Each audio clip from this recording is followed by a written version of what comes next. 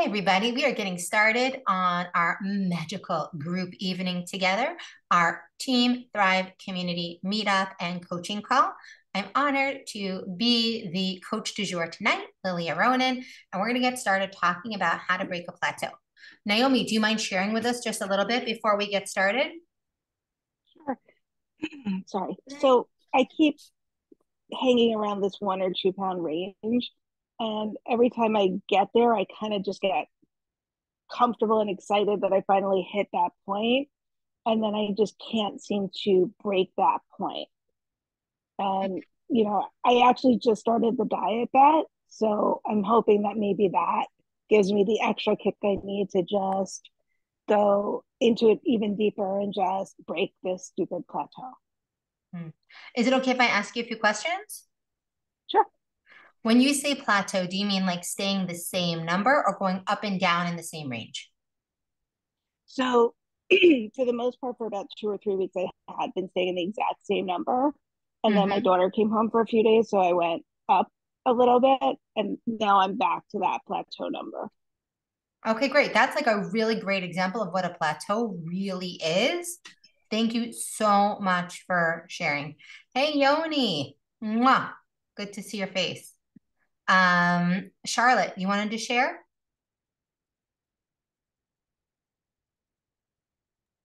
Do I want to share or do you want me to share? I only want what you want, honey. You've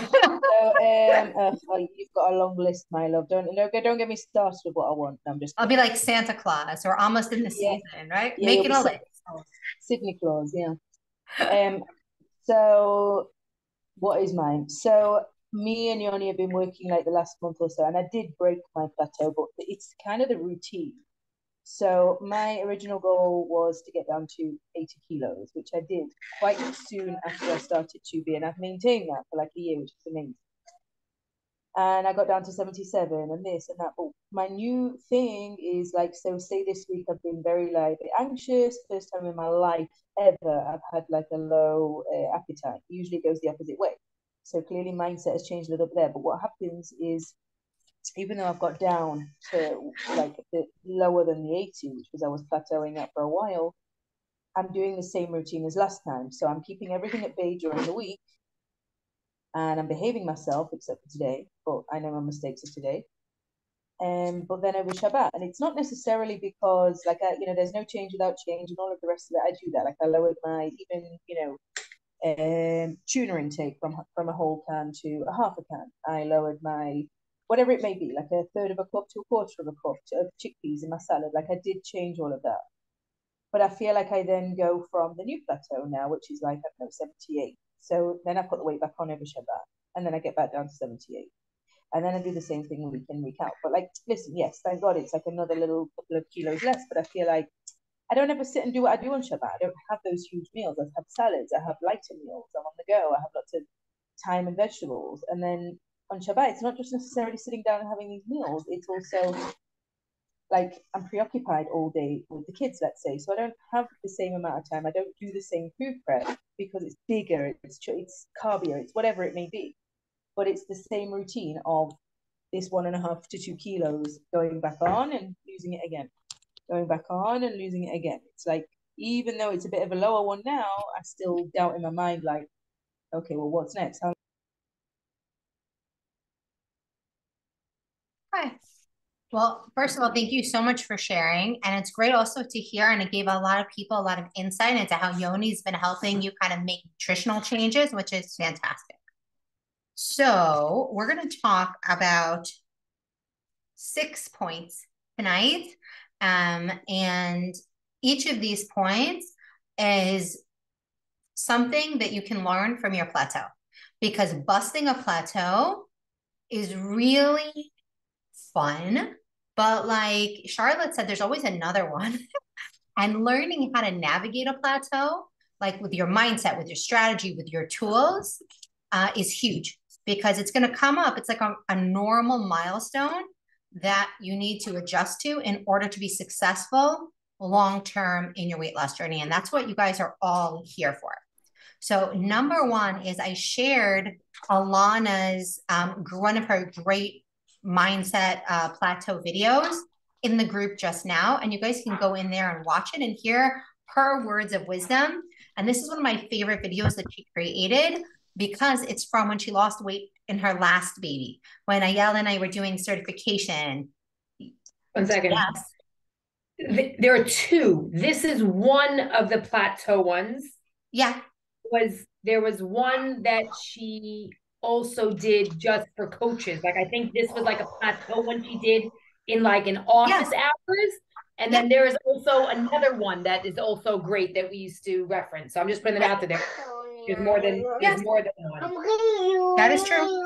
But I shared this one because this one is for everybody to access. And sorry, Handy, I'm showing you.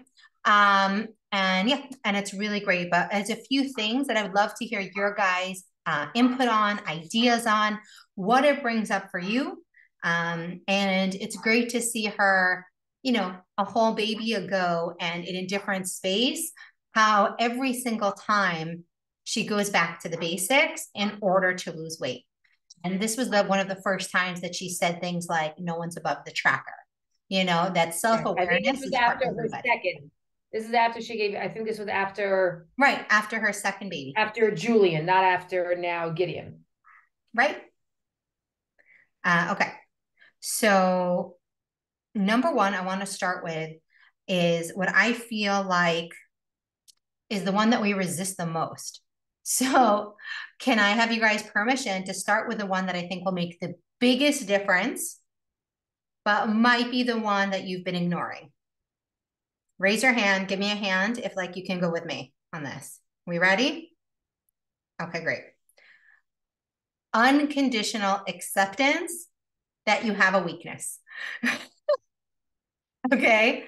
Unconditional acceptance that you have a weakness and all parts of you have to move together to your weight loss goal. When you hit a goal weight, one part of you, like the scale, doesn't go by itself. All of our body and our mindset and everything has to move together. And so one of the reasons that we get stuck in the plateau is nobody, myself included, likes to acknowledge that we have a weakness. That we have a weakness in one of the areas. Maybe we're super strong in food prep, but we're a little weak in emotional eating. Maybe we're really strong in mindfulness when we're actually eating, but gosh, when it comes to prep, we're a little weak. Maybe we're great during the week, but we're a little weak on Shabbos. Maybe we're great with the nutrition, but we're a little weak on the movement. Maybe we're great on the food and not great on the water. Maybe we're weak in the tracking and details, but we're really strong in our veggies game. We all have a weakness, and we all like to think that whatever our weakness is, who said this to themselves? Well, it just shouldn't matter. I'm doing everything else. I'm doing everything I'm good at. So whatever I'm not so good at, it shouldn't matter. So all parts of us are going to need to move together and improve in order to break a plateau. That's the bad news. The good news is your weakness doesn't have to improve 1,000,000%. Your weakness only has to improve 1%, 2% in order to break a plateau. So I want to take a second, and everybody here is being super brave and vulnerable and amazing, and also sending me compliments on my wardrobe today, which I appreciate, and also sharing what some of the weaknesses are. So we have emotional eating, eating to feel really full. Okay, that's what we have so far here. If anybody else has another one you want to share in the chat, what do you feel is a weakness that you know like needs to kind of come with you? Internalized that only plateau is believing a plateau is a thing. A plateau is a state of mind. I so agree with you, Sorrel. And we're going to talk about that. It's a great one. Social eating. Eating just because you can. Nighttime sweet tooth. Eyes bigger than the stomach. Eating to share experience with a friend, spouse, family member. Yes, yes, yes. I've lost weight. I can eat now. 100%. You see how none of these weaknesses are actually problems in your body. And this is kind of what Sorel just alluded to that Alana says all the time. The only mindset, the only plateaus we have is a plateau in our mindset. It's not a plateau in our body. Our body, your body, my body loves to shed extra weight. Our internal organs love it. Our hormones love it. Our joints and, and ankles and knees and back love it. Our emotions love it. Everything about our physical body loves to lose weight, and it doesn't plateau. What does plateau is our mindset, is all of these things we're talking about here, eating mindlessly with the kids, eating leftovers for no reason. And those are the kind of weaknesses that we all have, but we don't have to perfect those in order to break a plateau. We just have to make a 1% improvement. So how do we go about doing that?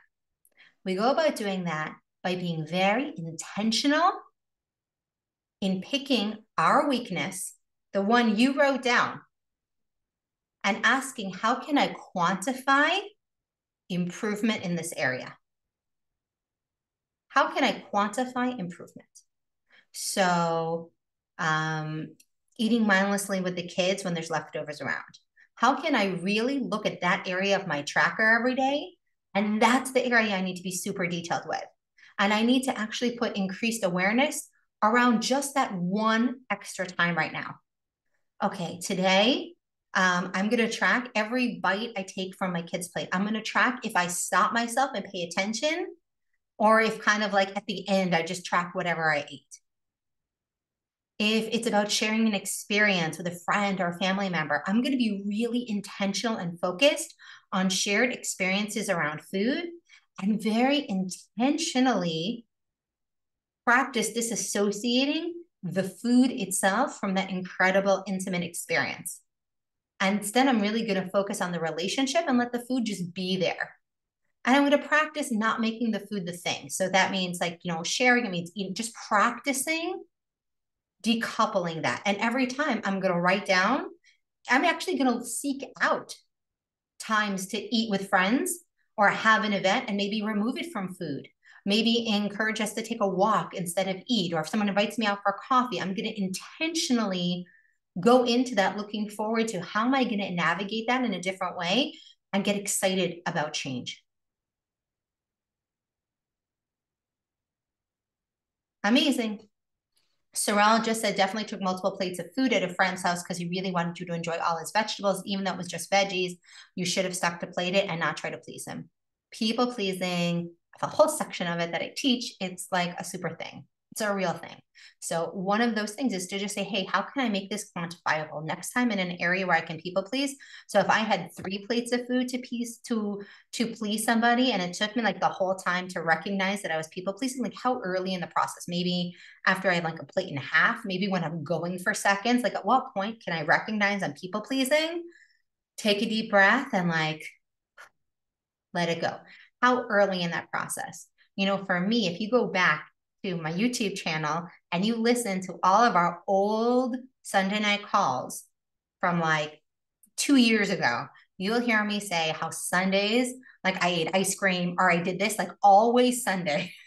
And today, I like was having such bad ice cream cravings to like, I was like, what's it about Sunday? But now I drove by 2 ice cream stores where I have free gift cards for my birthday. I was in the Macola, did not buy Ben & Jerry's. I came home, made a huge decaf coffee. I ate a healthy dinner, and I took 4 mini chocolate ice cream bonbons and mindfully enjoyed every one.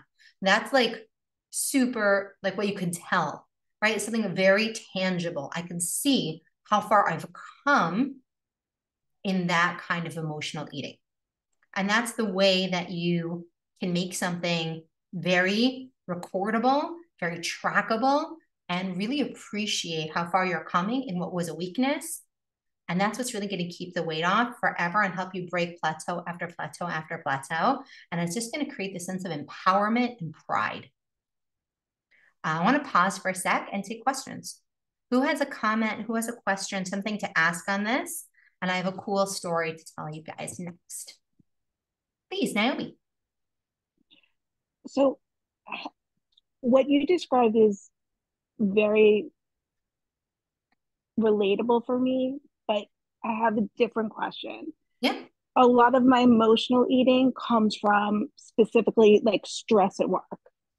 So Yes. what tool or tip or technique can you recommend in that environment? Where I guess it's similar in a sense where like I'll pass 5 desks with chocolate on it, like minis, and it's like that used to very much just be my emotional response to like heightened work stress, and I'm like really trying to not do that consciously. 80% of the time it works, 20% it doesn't. Any tools, tips, recommendations Yeah. in that situation? So we always want to work from mindset to strategy to tool. When you go tool first, it never really works. So let's say the mindset is I'm going to improve my self-awareness around stress, cravings at work. Every time I have a craving for something at work, I'm going to be like, oh, that's not a problem. That's totally neutral. It's just a craving. It's telling me I'm stressed. When I'm craving ice cream, I don't like freak out. I know that's a very specific type of like fear for me. Like I am not feeling safe. Ice cream is like a safe space, but I don't need to always eat ice cream anymore to feel that. But I just know when that craving comes up from doing this work, I know that means I'm like really not feeling safe for some reason. And that can happen at work. It could be like you don't feel safe in your job. It could be you feel criticized, whatever it could be for you. It could be you're not feeling heard. It could be you're not feeling connected, feel like it feels like a job and not a mission, whatever it could be, right? It could be you don't feel respected. But whatever it's going to be, there's going to be certain cravings that come up all the time. And instead of running away from that weakness, lean into it and be like, that's really interesting. What am I feeling? What are the things I always crave at work? You know, again, you can take control of your environment however you can, right? But like if something's not in your control and it's someone else's treats or it's how the office stocks its cabinets, you don't control over that, but you always have control of what's going on up here. So it's first is to lean into it and not run away from the weakness, but to like welcome improvement. Number two is to get super aware of tracking when you're at work. Okay, right, emotional eating, and this is what I emotionally ate today.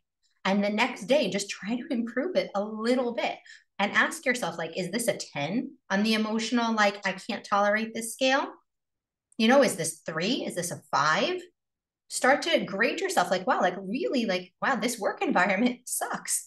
Okay, like be compassionate to yourself. What else can you do? Can you bring in, a scented candle to the office? Can you bring in like some special perfume that you like, right? Can you bring in some special teas to the office? That's a strategy, is to then have other coping mechanisms to use. And then a great tool for you might be the Dr. John's high fiber sugar-free candies. Those are amazing. They sell them in Israel. They sell them in America on Amazon or on iHerb. They're high in fiber. They have no sugar. They're with xylitol. It's a healthy sugar replacement. And because they're full of fiber, they actually take a long time to suck and they're delicious. So that can be also something that when I'm feeling really tense right now, I need to take deep breaths. I know I need to take deep breaths, but it's not enough yet. I need something else. Charlotte, I love what you shared, that I'm aware of your emotional eating until it's afterwards. I mean, like, thank you for your honesty. Everybody who is an emotional eater was once in that point. That's point number 1, right? Actually, it's point number 2, because 1 is you're not even aware you're doing it after. You just don't know why you're gaining weight. Okay, so first of all, amazing that you recognize afterwards. And then it's, again, not running away from the fact that you're emotionally eating, recognizing like, well, if I'm in the pantry or I'm eating loads of cake, like that's not normal for me anymore. That's not normal. Something's happening. Whoa, what's happening? It's called Dr. John's. That's the sweets. So I'm gonna write it down. Okay, Google it. It's on iHerb and Amazon. So globally available. I recommend the chocolate, the butterscotch, and the fruit flavors. One of the biggest challenges in around the times I eat, since I've set lunchtime with my students and I have lunch, but I'm not always hungry yet, If I don't eat then I get way too hungry and I can't eat. Would love any suggestions on how to tackle this. Okay. So is the weakness that you don't want to eat when you're not hungry yet, even though you know you're going to be over hungry later? And it's like that conflict between, I don't have control over my schedule, but I don't want to get into the practice of eating when I'm not hungry. So, I mean, it's like that inner conflict, which isn't really a conflict. It's, I have a job that has set times that I can eat. I can adjust my breakfast time in the morning and do like, so that I'll be hungry then. I can eat something small then that's more in line with my current level of hunger, so I don't get too hungry later. But then when I am hungry after school, I can sit down and have a better meal. Or, you know what, like this is my current schedule and it's getting me better weight loss results to eat earlier and then not be so hungry later, even though I know I'm not so hungry at this time. Like none of those are bad choices. It's really trying them out and then recording what makes you feel the best, because it's your mindset around it, whether you're being forced to comply with someone else's schedule and you resist that, or whether or not you really just don't want to be in a habit of overeating when you're not hungry. Like it just kind of really depends on where you're coming from. Okay. Anybody else before we talk about the three-legged table? Hey, I'm so honored that you are on the call today. Phenomenal. Ramona, Shira, Neely, any questions? Anything you want to add? I missed the intro, so I don't want to ask questions. It's okay. You can still ask a question. I'll go over it. And anything you want to ask? No, I'm gonna listen for now. Okay. I have lots of questions, but I'll no problem. Hear where we'll you're be going. Here. We'll be here. I'm gonna mute you in the background. Okay. Anybody else before we move on to the three-legged table? Nope. Look it in the chat. Everybody's in. Okay, we are all in. Okay. So this one is really fun. So we all know about the two bunnies, right? We all know about the two bunnies. Two bunnies are how we lose weight. We are gonna have water first. We are gonna eat veggies most. We're gonna keep track of what we're eating. And if we wanna lose weight, we better be getting on the scale so that we are keeping track of our weight and seeing what's trending in our weight loss right now. But breaking a plateau is a little bit different. I like to think about breaking a plateau as a three-legged stool. And you have one bunny of your general water intake and your vegetable intake. You have your second bunny of your scale and your tracker. And then you have what you're not doing. That is the third leg of your table. What are you doing when you're not exercising? Are you actually giving yourself time to just be?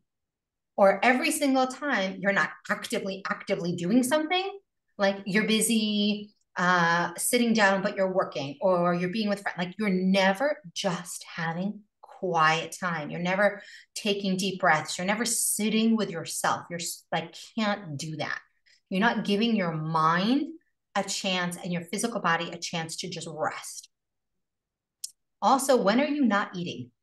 If you're noshing throughout the day, even if it's just on vegetables, you're never giving your body a chance to rest from digesting.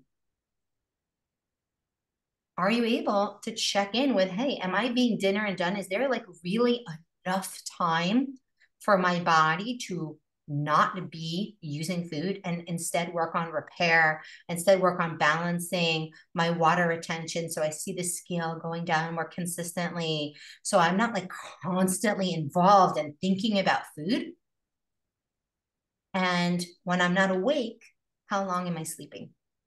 Only really during sleep do we balance those hormones, lower our cortisol, create a better environment for weight loss.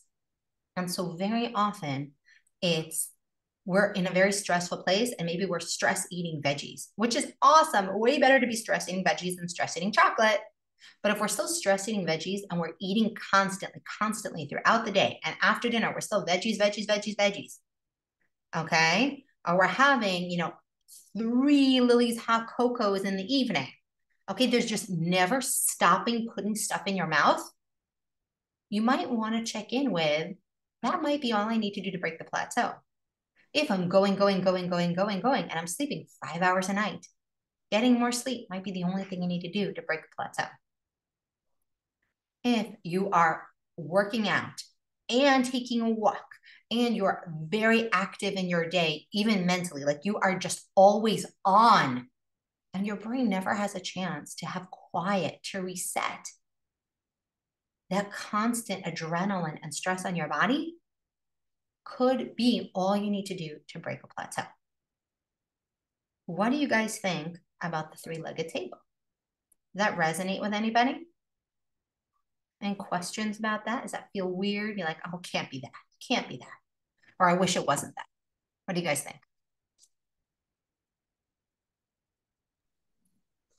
Any thoughts? What could be what you're not doing? All those things resonate. I mean, I think I can say, like, think about it. I think so often you don't even realize you're saying in your head. I know I've said in my head, like, it can't be that, right? We've spoken about that before so many times here. Like, okay, it can't really be that. Can't really be what's holding me back. If I'm like literally saying, I'm doing this, I'm doing that. So, it's that, like that. It can't really be. That's why I'm not seeing consistent loss, or that's why I'm going back and forth, or I'm doing 3 out of 4, or 5 out of 6, or 7 out of 10, or whatever it is, or I'm good 6 out of 7, good, 6 out of 7 days or whatever, like that three-legged table, like that whole idea of it can't really be that, or are you being completely on? I mean, I know I have for sure, where, many times in life and weight loss on this journey, good enough is good enough with a lot of things, but it's that acceptance of what really is the difference between not just weight loss and maintenance, but what is then even moving us over from maintenance into weight gain that's making it even more difficult to get back into the weight loss. There's a bigger gap there sometimes than we're willing to accept. Yeah. And Hendy said it perfectly. We've talked for a long time, and I've learned how much stress and lack of sleep affect my weight and general being. I even came to correlate high stress times at work with weight gain. It is absolutely true. So what can we do about it to break a plateau when outside circumstances are making that third leg of our table like wiggle, wiggle, wiggle, wiggle? It's very, very weak. And has everybody ever sat like at a restaurant where like that table is like, and it's so annoying, and your coffee's like wobbling on the table, and like you just like, can I just like put like something under the table? Like, can I just even out like, it's just like this niggling annoyance when the three-legged table is not steady. And that annoyance is those few pounds going up, going down, going up, going down, going up, going down, staying the same. So what can we do? So this is where goes back to number one, that thing that I know everybody hates to look at and say, hey, I am so excited, honestly, that this is a weakness. Let rest be my weakness. How lucky am I that I relate to this as somebody who's a go-go-goer, that like resting is my weakness. I can work out. I can make salad. I can make soup. Suck at resting. Okay. What a good place to be in. Okay. Like a little bit of gratitude first before we move into frustration. And then 1% better. And then hold yourself accountable to the next 1% better. And that's the only way to really start to find equilibrium in your table, is not to say, well, a year ago, I was still struggling to go to sleep. No, a year ago, I was struggling to go to sleep at 2 a.m. Now I struggle to go to sleep at 11 p.m. That is acceptable progress. It's not okay to let ourselves off the hook and say, well, 1% doesn't make a difference, so I'm going to redo that 1% and redo that 1% and redo that 1%. No. This is where you need to hold yourself accountable. This is where you need your coach. This is where you need your accountability buddy, and say, I really see that, random mindless eating between meals, not having enough rest for my body is causing useless bloat. And it's blocking me from seeing the results on the scale. And then when we don't see those results, we kind of get in this like, I don't care. Like, if it's not going to work for me, how much energy am I really willing to put into it? And we get in this like not unconditional loving relationship with our body. We get into the tit for tat relationship with our body. Like, well, you didn't lose weight and I ate salad and drank water. And so I'm going to want a cookie, but because you don't deserve more salad and veggies right now, you can have cookies because you're not losing weight anyway. Right? Like, we don't want to pretend like we're that mean, but we kind of can be that way. So it's really important that we hold ourselves accountable and we say, hey, friend, buddy, coach, I see I'm really weak in eating between meals. I want to really track diligently, specifically the time between meals. And I want to see a 1% improvement. I want you to hold me accountable to then make the next 1% improvement. And then the next 1% improvement. You were feeling kind of annoyed about 1.6-pound weight gain over Shabbat till this call. I don't need 5 plates of veggies. I'm used to hearing people tell me that I don't eat much, and I subconsciously wanted to show that I can eat a lot of the right types of food, overeat a lot of the right types of food. Thank you for sharing. And then Melissa said, I'm confused because your weight gain swirl seems like it'll just come right off because you saw eat all the right things. I lost weight over Shabbos, but I'm completely at a loss. I completely off focus, and it's been a struggle. How do we really know what's attributing? Oh, well, first of all, don't look at anybody else's tracker. Just worry about your tracker. Everybody is really different. And I can't tell you, Baruch Hashem, I have been privileged to look at hundreds and hundreds of weight loss days at this point from many, many, many people. And there are people who eat carbs at night the whole way through their weight loss, and people who look at carbs at night and like all of a sudden have a weight gain day. There are people who eat broccoli and a little bit of cheese and see a weight gain the next day, and it takes 3 days for that to pass. And like just overeating on vegetables causes a weight gain. And people who like the bigger volume of veggies they eat, the more weight they lose.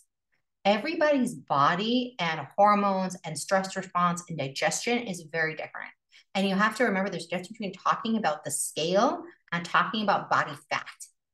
I'm up 1.5 pounds from Shabbos, but I am like had such a good Shabbos. I'm so happy with how I eat on Shabbos. I'm happy with how my clothes fit today. I'm like excited for the week. I know I had a lot of cabbage and eggplant this Shabbos, and those 2 vegetables for me are always a temporary weight gain. Also, I had a lot of wakame. I made an amazing wakame salad, which is salty. And again, like Asian food, always a weight gain, but it's not a real weight gain. Like it'll be gone. And so sometimes when you have plateaus, and this goes into the next one, is really recognizing that there are certain foods that cause, I call delayed weight loss for you.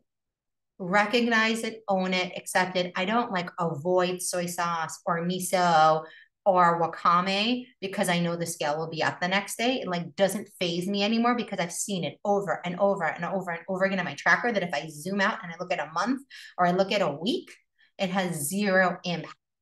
It's just the way my body responds to those foods is I retain more water. And as long as I don't feel bloated, what do I care? Doesn't matter. So it's recognizing what those foods are for you. And when you really want to see that number, you have to ask yourself, like, what's the number symbolizing? Why is the number so important if over the month you're going down and you're happy with what you're eating? But if wakame is just like not that worth it to you and you're not like such an Asian person food, so then why drive yourself crazy with broccoli sauce and cheese when zucchini sauce and cheese makes you lose weight the next day, and that just makes you feel more inspired and excited? Wait till you're in maintenance to eat the broccoli at night, right? Like, and you're not stressing. So know yourself so you can trust yourself and like not freak yourself out for no reason. Was that helpful, Melissa? I just say, I mean, Melissa didn't answer, but I have a feeling she was referring more to as opposed to like cabbage versus broccoli versus zucchini. She might have eaten things over Shabbos that she would have expected a weight gain, more like not this healthy versus that healthy, delayed weight loss. But what do we do? Right. A lot of Oh, people a bring it up cookie. a So, lot. I understood that, but what I'm saying is it doesn't so matter. Like there are people who eat cookies and lose weight, but again, you have to look over the week. Like it could be it'll show up 2 days from now, right? Like you have to like zoom out and be like, sometimes no, but you have that birthday cake and it's not a big deal. And then the next day, you know, Right. Because like yeah, no, sometimes I maybe get it's you. combined with a lot of sleep and that like balanced it out. Like maybe over Shabbos you slept more, but if you would have eaten the way you did on Shabbos, Alana brings that up a lot also. Like sometimes people are like, well, I ate crap or this, and then I lost weight as opposed to the day before where I ate really focused and I didn't. And she's like, do you really want to like test that? What, eat like crap again the next day and then validate it? And then the scale will like for sure go up. Kind of like just count your lucky stars kind of thing. If you know what you ate wasn't necessarily as clean, especially if it didn't make you feel good. You know, like when you get a surprise, happy, whatever, weight loss, amazing. Like I always say, like, okay, Hashem loves me. And now let me move on. Because I know I didn't lose weight from not eating well. Or even if you did, at the end of the day, it could have been calorie in, calorie out, calorie well, deficit. so that's what Diet. I would say is that very sometimes I know for me that if I have one cookie, like, and it's a cookie I love, love, love, versus like making the healthy choice and having like something I don't love as much, but having more of it, like that can equal much more weight gain than just having a cookie. Like having a cookie doesn't have to equal weight gain on Shabbos ever. Right. So do you mind if I say something? Please. Okay. First of all, it's good to see everybody. Okay, so yeah, I think that's where I think Ayala was where I was trying to think where I'm headed with is because I usually I lately I've been struggling with this frustration between like around the program and around my choices. Because I've always told myself like when the next thing I do, I don't want it to feel like a diet. I don't want it to feel like I'm on or off or on or off. And I feel like essentially that's what's happening with me lately is I'm on and then all of a sudden some reason I'm off and when I'm off it just like all everything just feels bad and so over Shabbos I would just pick at I didn't have like a cookie and sit down and enjoy it. It was just like little Oreos and chocolate chips and nuts and like multiple things, tons and tons of choices that I really like. I was just like F this at that point. And so it was surprising for me to see that it was a weight loss because I know that I spent so much time like doing certain things like the 4 pillar I try with the the tracking I'm really good at the weighing in I'm really good at the water I'm like 5 bottles in a day at least and the veggies So most why I are you really am typically surprised that when you had one day off, you would still lose weight? Like all of your hard work from the rest of the week was like paying off. because when I look back at my tracker I think this is where it's like stressful more of a stress for me because when I look back at my tracker and I'm trying to find certain things like you were saying oh eggplant maybe doesn't work for you or broccoli doesn't work for you like there's just so many things and so many factors and I know last time I suggested like it could just be for me there was no pattern except for the fact that there was either a snack or there wasn't a snack or snacking so I think that's where it's hard it's like I'm looking for patterns but then let's say the days that I eat totally unfocused my mindset is in the dumps I'm not working out I'm not doing things that I know I usually do that make me feel good then it's just like surprising those days to see the loss but then like the days that I'm really trying it doesn't reflect like there's no pattern for me so it's like a So little bit what I would say is like take a break from looking for the patterns.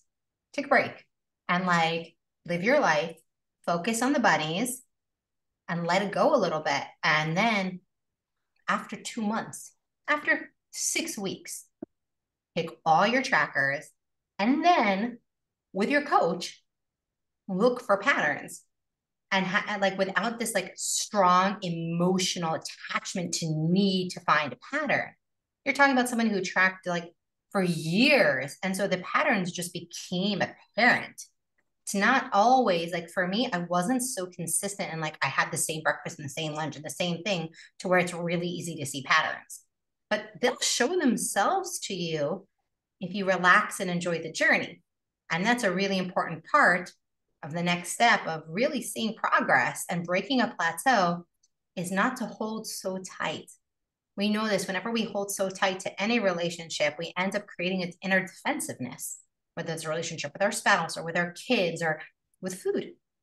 Like enjoy the fact that you're eating well. And if you want to do the things like work out and do those things because they make you feel good, then again, like make that your 1% difference overall, because 1% difference could be, hey, I work out 3 times a week. It doesn't have to be I work out every single day. It could be I go from working out 3 times a week till I go to working out 5 times a week. Could be I work out 3 times a week, but I work out more intensely. Could be 3 times a week, but now I start to track my progress or my weights in my workout. Even, and there's a lot of studies. I had the privilege of working for Lumen, which is an Israeli startup company, and take a group of people with their product through intensive daily blood tests and testing and all sorts of stuff with Ichalab Hospital in Tel Aviv. And was very interesting as there were definitely people who lost more weight and were more successful when they weren't eating identical same things every day. Some days they were having a bit more, like they were eating plated, but like some days those plates were higher in calories and some days those plates were lower overall in calories. We know like we can lean things down. If you haven't watched the Busta Plateau food group videos in the BODI to be mindset, you should. She talked about you could have acorn squash for 35 calories a cup for a carb, or you could have sweet potato for 150 calories a cup for a carb, right? Maybe 2 days a week you try having acorn squash and 3 days a week you have sweet potato. Or if you're currently having whole wheat pitos that are like a 90 to 150 calories, maybe switch to wasa crackers 2 days a week. Like also try to give yourself a little variety, like a little space for real life. Some days you might be hungrier than other days, but you could still be plated. Because if you're plated, then you're meeting your needs, and it's much easier to find where the plateau really is. It doesn't mean that everything has to change.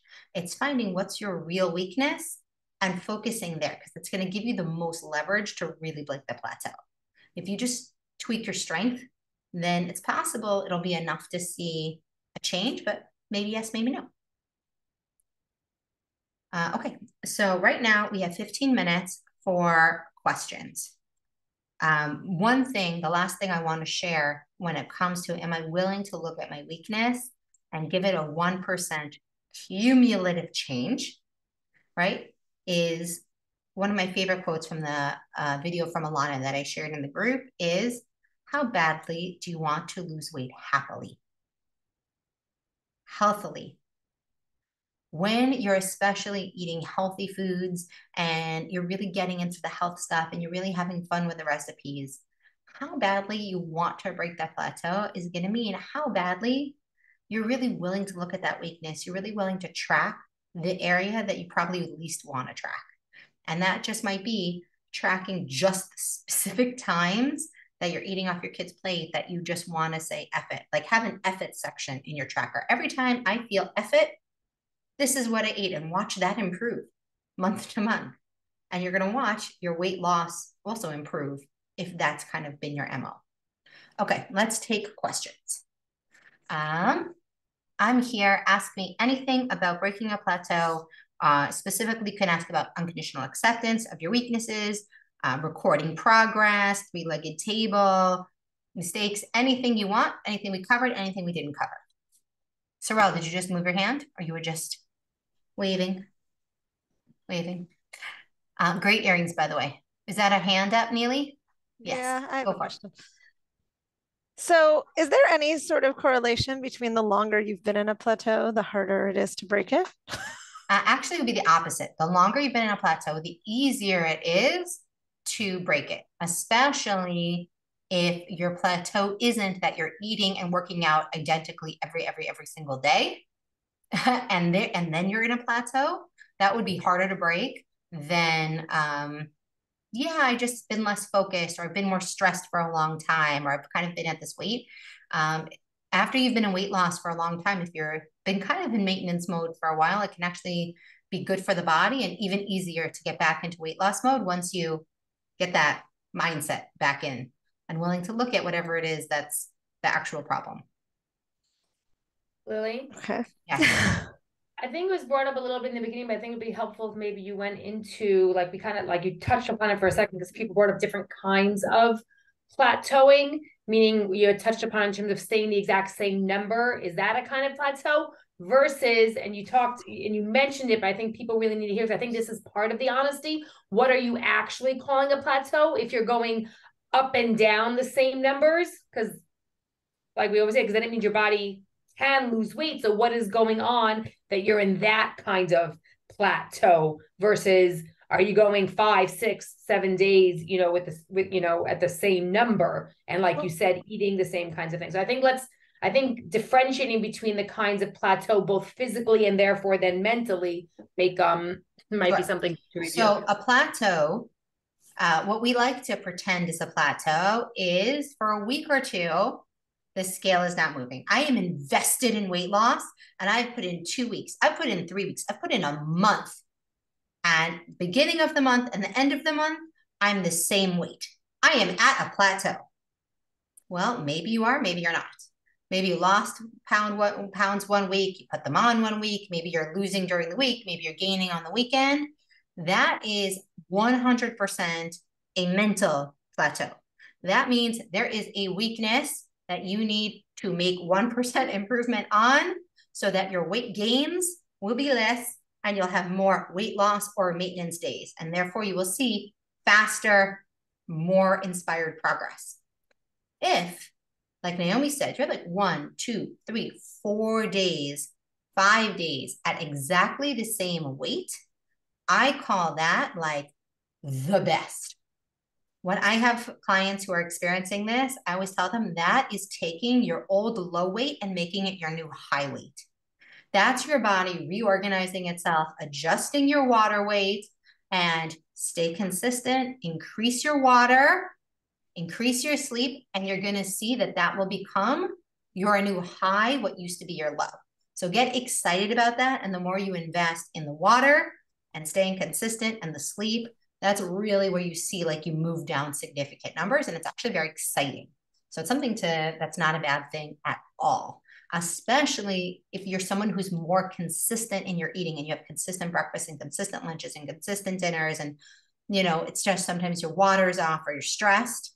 Stay the course, and really it's that third stool that's gonna help.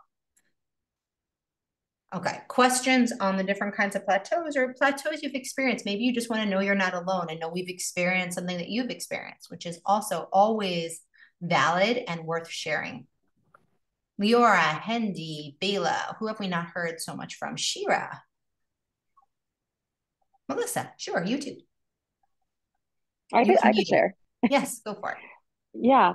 No, so I just wanted to share a little bit because I know everyone has different journeys, but for me, it's been like a very interesting ride, like looking at it from a bird's eye view, kind of taking a step back. I think I started in April, and since then I really started focusing more at the end of July.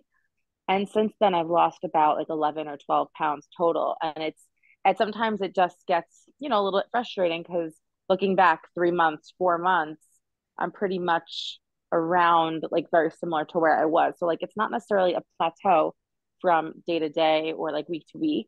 So it's just it feels almost like a plateau to me because I'm pretty much weight as I was there. You know what I mean? So with the effort that I was putting in, and of course there were a lot of areas and a lot of times that I did not remain focused.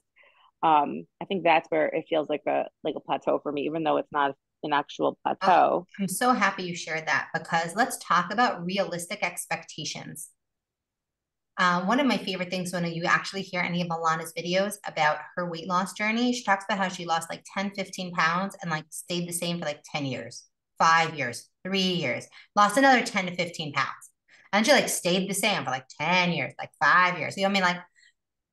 Because there were mental plateaus, things about 2B mindset. She had life changes that were happening.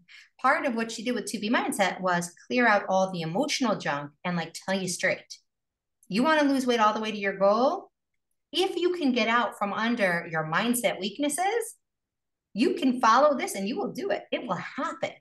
And if we can relax into knowing that, then we can make those improvements in our mindset so we can keep the weight off. Because we could just turn off our brains and follow it like diet and we'll lose weight, but we'll always put it back on. You have to take all of you to the end of your journey. You need to take all of you to the end of your journey. And that means with your weaknesses. One of my favorite pictures is like a mother holding a baby. Like the baby is weak and vulnerable, but it is beloved. Whatever is the weakest and most vulnerable part of your psychology right now, like unconditionally love it and carry it with you all the way to the end of your weight loss journey.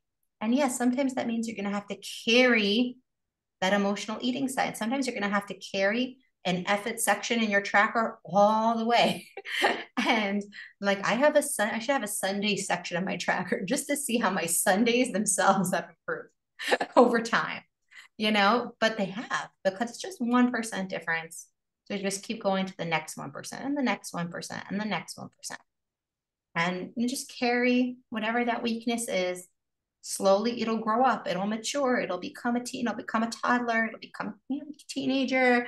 One day, it'll be a fellow adult, hopefully. But in the meantime, we could still be enjoying our happy, healthy body and the weight we've lost.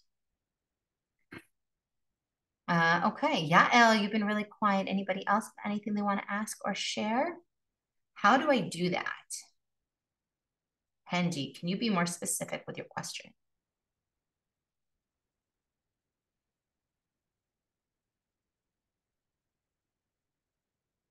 Okay, well, Hendy, how do you carry your weaknesses? Such a good question. First of all, it's having like a good metaphor that you can really relate to. I love babies. Anybody who knows me hears me talk about how much I love babies. So the baby really speaks to me because I always feel compassion and like unconditional love for babies. So I love babies. If you don't love babies, pick something else that speaks to you, but you need a good metaphor.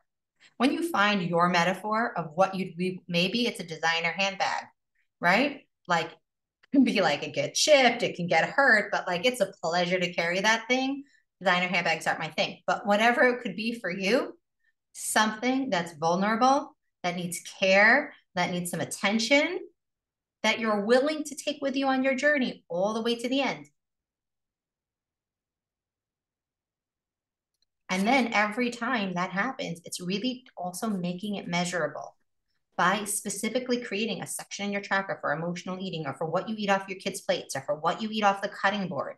Like just own it. Hey, this is the area I'm going to improve. That's not going to be perfect, and who cares? It's still going to make progress, and it's going to make a difference. It's going to break that plateau for me. Okay. I wanted to ask a question. Yeah, about I think the topic of veggies came up, and someone said that they had eaten like a whole bunch of veggies, but then they had the weight gain. I think one of the reasons I was attracted to 2B Mindset is when I heard that you can eat a lot of veggies and they're kind of freebies. And I love them, and I also find that my weakness is really just feeling kind of the need to constantly be kind of eating something, or if I'm at with other people, like I'll look around, I'll be with friends, and I'll realize like I'm the only one who's eating, and whether like I bring the carrot sticks because I'm like, okay, it'll be carrot sticks instead of eating the other stuff, and I'm like mindfully do that. I guess one question is if you have any tips specifically for that kind of constant need to be literally chewing on something, or like so first eating, of all, like, and also carry like that where need you with see you. veggies within all this, like because I think I like the concept that I can bring a carrot, a bag of carrots, or cherry tomatoes or something, and like that's an okay thing to eat and it doesn't count. 100%. So here's the thing, everything counts, and it's awesome. It is awesome that eating carrots and cherry tomatoes are delicious ways to fill the need of being with other people and eating. Okay, so they totally count. They're just the more the better. Okay, that being said, if like there's no hunger happening and you're just somebody who has like an oral need, which is totally real, totally a real thing. I will tell you, I lost all my 80 pounds eating crap tons of vegetables, like tons and tons. And yes, I had many days that temporarily the scale was up from veggies, but that just means like the fiber in those veggies like was blocking up my system. And it might be a day or two till I went to the bathroom. But when I zoomed out, I was losing 5 pounds a month, happy, satisfied, never feeling deprived, all the way to my goal weight, 80 pounds lost. And yeah, it took 2 years, but like I didn't regret a single day of what I ate in those 2 years. So like, yay for veggies. Eat as many veggies as you want. As you get closer and closer to your weight loss goal, where Sorella is very close to her goal right now, your stomach does shrink. Well, not your physical stomach, but your capacity.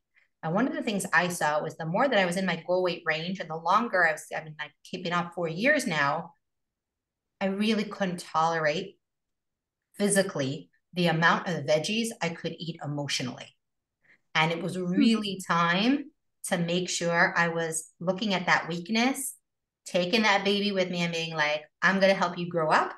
We're going to invest in more emotional tools and techniques for what to do with that discomfortable feeling so we don't need to be constantly eating all the time.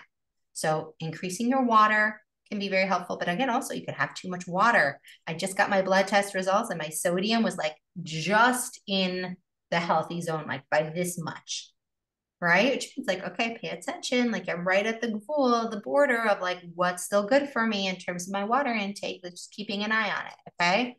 You know, I'm at 7 liters a day sometimes. So it's like just keep that eye on it, keep an eye on things. And something like let it be your problem and maintenance. At the same time, you can, during your weight loss journey, pay attention. Hey, I'm just really feeling uncomfortable in this situation. Like there's a real thing. Oral fixation is real. So like a second candy, that's one thing that might last you for like the time it could take you to eat a whole box of veggies could be something that's really helpful. Or, you know, just getting that extra liter of water or tea, things that are hot beverages that might slow down your eating. Something else is cutting the veggies into thin slices. Like if I cut a cucumber into big chunks, I can eat it like that. But if I take a cucumber and a pepper and a carrot and it's like in big pieces, I can eat it in like 7 minutes. If they're in like thin slices, it could take me like an hour to eat. So that's another like good trick if you just want to like be enjoying eating, but you still want to like not just shove food in there that your body has to do something with. Your body has to digest it. Your body has to excrete it. So like be kind. Was that helpful, Leora? Yeah, that was so helpful. Thank you. Okay, great. So we are at 9 o'clock, guys. How was today's session for you guys? Is there anything that I didn't cover that you really want to know? I don't want anyone to leave here today feeling like, oh, my question didn't get answered. Anything left?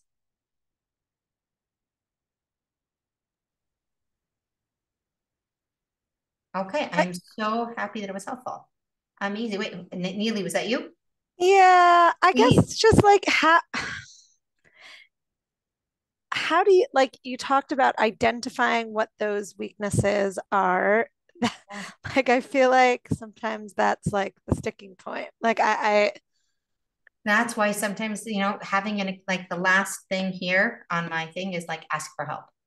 Talk to a coach, go over with somebody what you're eating, go over with somebody what your day looks like, and have them hear and from an outside perspective be like, oh, that's interesting. Like, is it normal for you to go to bed like at 11 and wake up and the baby's waking you up and the kids, and then this is how you're dealing with stress? Like, is that normal for you?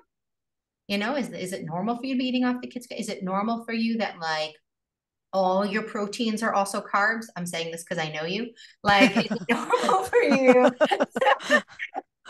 that like you're eating dinner at like 9:30 at night? You know what I mean? Like pick one weekness. We have to go through all of them. I'm saying this because okay, just I've put them known you for a all long out time. there. So just pick one thing. Are Okay. both those still true? I don't know. A little less, but still. So pick one to like move your dinner a little bit earlier and stick like tea later at night, or like go back to like doing your photo albums or like get those sexy PJs. If one of the posts is about giving yourself gifts. I have like now like a shelf. Like it used to be I workout clothes I yell at and I used to invest in. Now it's like loungewear. Of like the nicest pajamas loungewear from AliExpress or from like Shane or whatever. But like I love to get undressed into my comfy clothes, and I would never soil those clothes by eating crap in them. Like if I'm worried I'm gonna eat crap, I will go put those on because I feel like $1 million in those clothes. because they're like loungewear, and I would never allow myself to wear loungewear, before. So like find that thing that's like total mindset change for yourself. Do you remember I yelled when I bought those first like set of like green PJs, and I did that video like January, like years ago? Like these are my favorites. That was like the first pair I bought in a while, and like now I have a collection. Now I want to see pictures. Like, what are we talking search about? for it. There's a video in our Thrive book. Everybody commented on those pages. Yeah, you remember? I remember that Lily was in her pajamas, like button down green with the collar. They're not buttoned down. They're velour. No? I still have them. They're velour, and they're like the softest. So like over time, like Modelo cotton, and like I get them on AliExpress or on Shein. Like it's not about the money I'm spending on them. It's like the kiff of having clothes I used to only see in magazines. Like who wants to spend money on like any money on workout clothes? Oh, don't worry. I literally have in a basket. Autumn just had surgery, and she was posting, like Autumn Calabrine, she was posting about different pajamas of hers, and some of them are okay. Then one of them I was like, oh, but those I really like. Of course, those were the one that cost $450. I'm like, Autumn knows how to treat herself. I'm a Shane level pajama buyer, but $25 still for excellent PJs. I'm still also H&M. I've got like gorgeous red and white. Like I give them as gifts to my very good friends sometimes, like for birthdays, like really nice pajamas, because you don't always buy them for yourself. But we'll end on that. Gift giving, Hanukkah's coming. Invest in amazing PJs that you would just never imagine yourself emotionally eating it. And then put them on. Don't let them sit in the drawer. Yeah. I actually just got pajamas before I was in Lidl, and they're like these little short sleeve with like a jogger, and they're so soft, and they were $6. Right? And do you emotionally eat in those pajamas, or do you feel amazing? I just got them. So now she won't. Now you now won't. I got them today. Anytime you feel at risk. That's now funny. You're like, ooh. Well, these are $6. Maybe I should invest in a little bit nicer ones. Yeah, the idea of it though, you got them for yourself. The difference between America and Israel is that in Israel, if something is inexpensive, like not expensive, it's cheap. It's also cheap quality. In America, you can get something inexpensive, but still be good quality. Right. So go for the idea. I'm very picky. I have like very, very, very blessed luck. I'm like, I know the fabric that I want. And if I know the fabric that I want, then I know that it's going to be the quality that I want. So like also like I love ThreadUp. If you're in America, it's like all amazing quality, expensive brands that are like secondhand. So it's good for the environment. And they're like sometimes even new with tags. And they come beautifully wrapped like gifts. So like some of my PJs came from there, and they have J. Crew on them, whatever. But like Shane's also good to start wherever. And the point is that you invest in something that feels so like the fabric is like silk or Modelo cotton or cashmere or like soft wool, whatever it is that just feels amazing, and like good fuzzy socks. Those kind of things make all the difference in breaking up Plateau sometimes. How you relax. Like I said, it's something I'm working on. This was so fun, and it was so great to get to know and hear everybody's stories and to share mine. Thank you guys so much for being such an amazing community. Mwah. Do me a favor, share something you got from this week's call in the group so people feel inspired to join us, watch the recording, get all the value that we put in here together as a community. Have a wonderful week. Good night, guys.